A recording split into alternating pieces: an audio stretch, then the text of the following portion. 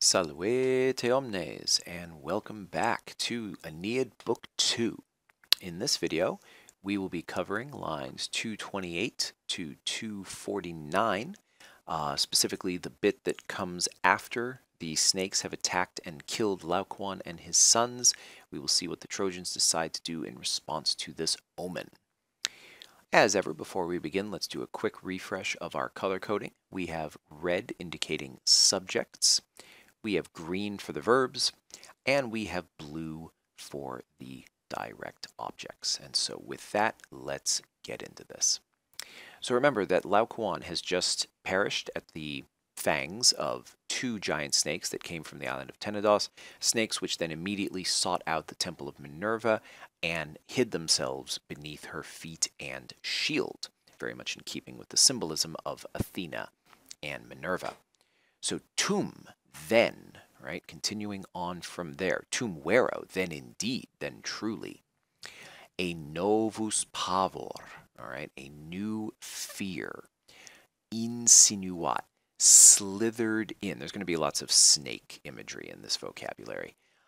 Slithered through the trembling hearts, we would say of everyone, but the note tells you, and so does the form of this word, that this is actually a dative, all right, a dative of reference. Cunctis, and of course we understand nobis, all of us, all right?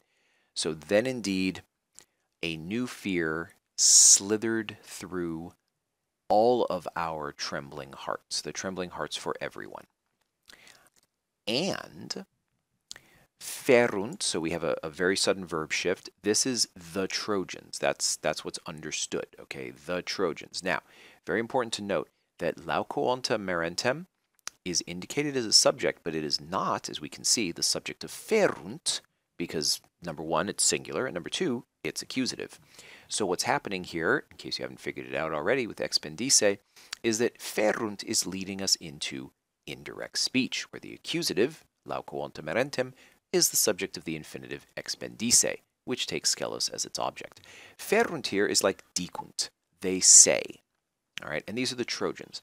And the Trojans say that Laocoon, deserving, merentem, a present active participle, deserving it, paid the penalty for his crime. Expendice skelos. He paid for his crime. What did he do? Qui, this is Laocoon as its antecedent, Laocoonta. This is a Greek accusative, in the sense that it is taking the form that the Greek language would have it, not in that it's one of those internal accusatives of respect that we've been seeing. Laocoon who wounded, right, the sacred oak with his spear, okay, an ablative of instrument, with his spear. So he offended the sacred oak. This is the horse, by the way, right? The Trojan horse, with his spear, and he hurled his wicked spear, there it is, at its back, okay? And yes, you might have suspected that tergo is indeed a dative because of this prefixed verb, intorserit. All right, so conclamant, just like before, we're going to start here because we can see that simulacrum and numina are indicated as subjects, but they are not actually nominative. They are, in fact, accusative, more indirect speech after conclamant. So once again, the Trojans.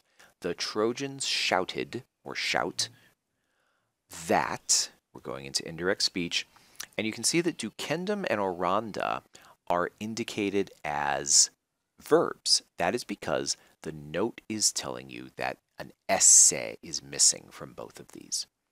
All right, so the Trojans shout that the image, or the horse, must be brought. We notice that these are gerundives, okay? So they carry a sense with them of obligation, must or should or ought. So we're going to use must. The image must be brought to the seats, literally, but this means, you know, the seats of the gods, the temples, all right? The citadel, if you like, because that's where the temples are located. So the image must be brought to the temples, and the numen of the divine, so specifically of Minerva, of the goddess, must be prayed to, must be beseeched. All right, so this is the Trojan plan, since they think Laocoon has offended the gods, and that was why he was punished. All right, so continuing on, things happen very quickly. Notice the plethora of verbs. All right, things are happening very, very quickly, and we need to keep up. So, first person plural, third person plural. Notice too that we're going back and forth between this first and third person. Always the Trojans, though, for the most part. We divide the walls, and we lay bare or we open the walls of the city. Different types of walls, okay? Everyone literally girds themselves or braces themselves, something like that. This literally means to fasten or to equip. So they equip themselves for the work. You'll notice the dative here, all right, operi. And they throw beneath. This is a little bit tricky, this phrase, pedibus rotarum, a lapsus rotarum pedibus. The note does a good job of helping you out. So they throw a gliding of wheels. Notice this is lapsus. This is what the snakes did. More snake vocabulary. They throw a gliding of wheels under the feet of the horse. Okay? And yes, you already guessed, subiciunt is a prefixed verb. That makes pedibus dative. All right? Under the horse. And they hang flaxen chains. So this is a fancy way of saying rope, right? Flaxen or hemp chains from its neck. All right. This actually is an ablative, not a dative, of separation, right? Because it's where the ropes are hanging from. And then the fatal machine climbs the walls, or approaches the walls, climbs the walls, feta armis, pregnant with arms. Okay, this armis is ablative because feta needs it to be to complete the thought, right? Pregnant with, all right, just like we say today, pregnant with arms. All right, then we see pueri and inuptae puellae. So we see boys and young, literally unmarried girls sing, and this kirkum here is adverbial. They sing all around. They sing sacra, so sacred things. We might say sacred songs or hymns. And they rejoice, still the pueri and puellae, they rejoice to touch the rope with their hand. Okay, very straightforward. Illa, this is the machina, okay, so the horse, it comes up, right? Sub it. This sub does not mean under, it means from below. So it's going up the city, coming from below and going up the city, and threatening, minans, present active participle, threatening, it glides into, more snake vocabulary, it glides into the middle of the city. All right, and yes, both medii and urbi are dative, but we say middle of, doesn't make urbi genitive.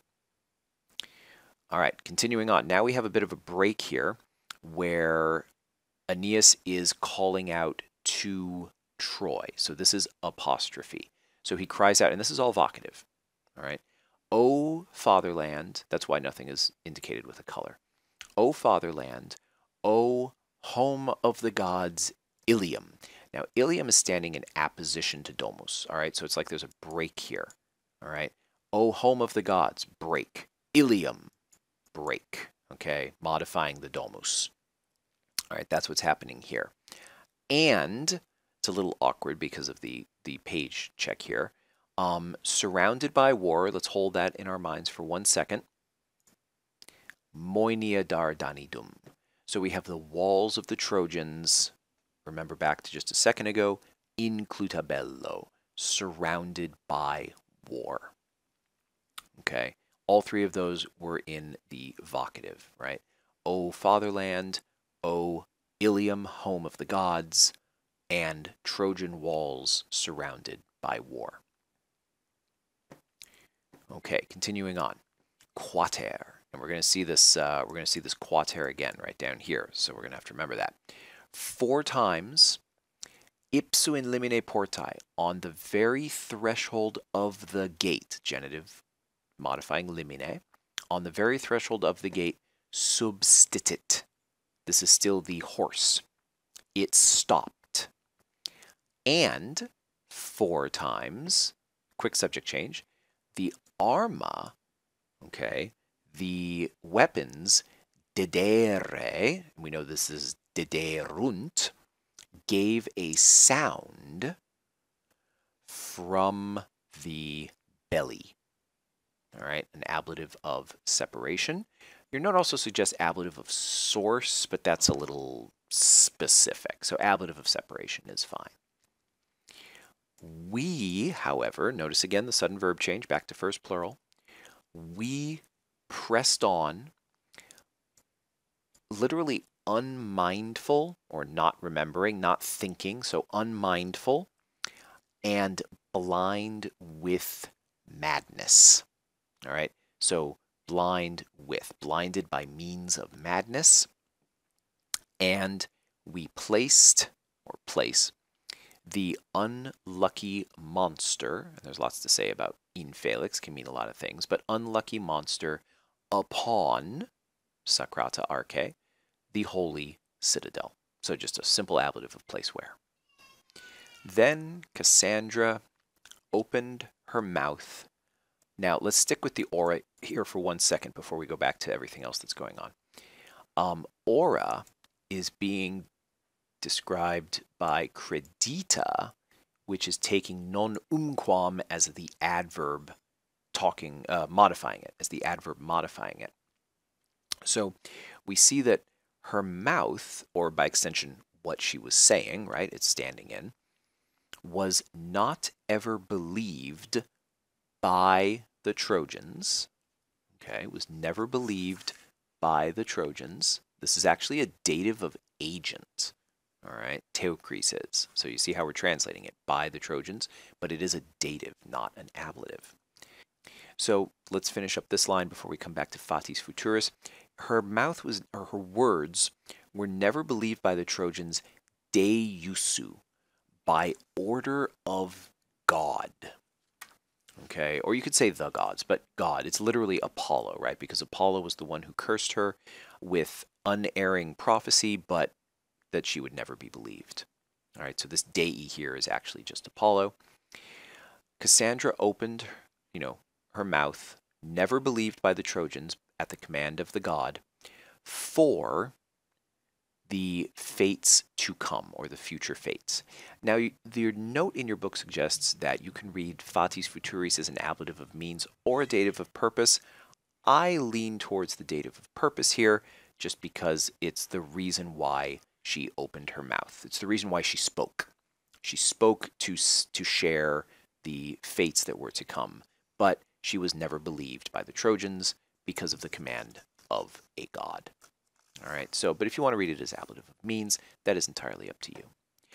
We, however, miseri, all right, we wretches, or we sad ones, what did we do? And then we'll do the quibus clause in the end, the relative clause of characteristic. We decorated the temples of the gods, notice delubra again, we decorate the temples of the gods with festive garlands throughout the city. Okay, that's what we are doing. And then we have this, which is a relative clause of characteristic. Well, how do I know it's a relative clause of characteristic? Relative clauses of characteristic require subjunctive verbs, and esset here is the imperfect subjunctive of sum esse. So that is one of the ways that we can identify a relative clause of characteristic. So who are we? We are the people for whom, and this is actually a dative of reference, or you might say possession because it was our final day. We for whom this was the last day. So those of us for whom this was the last day on earth, basically, right? Ultimus dies ille. We miserable ones decorate the temples of the gods with festive garlands all throughout the city. So, more than a bit of pathos there, as of course we know what's going to happen. The horse is going to release the Greeks, and Troy is about to fall.